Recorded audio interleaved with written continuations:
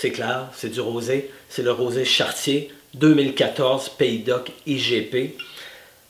Le rosé, ça se boit à l'automne, ça se boit en hiver aussi, ça se boit pas seulement en été. On les boit très très froid en plein été, ce qui est bien.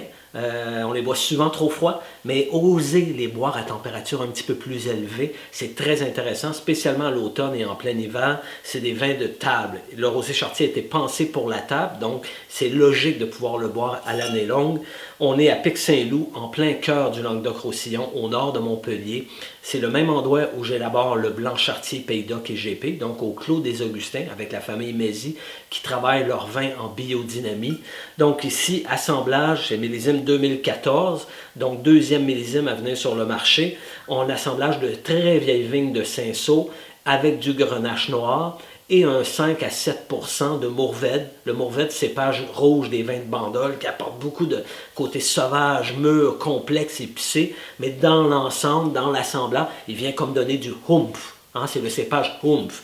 Et c'est ce qui donne la patine en bouche du rosé Chartier, qui est toujours mis en bouteille le plus tard possible pour ne pas avoir l'acidité en avant-plan.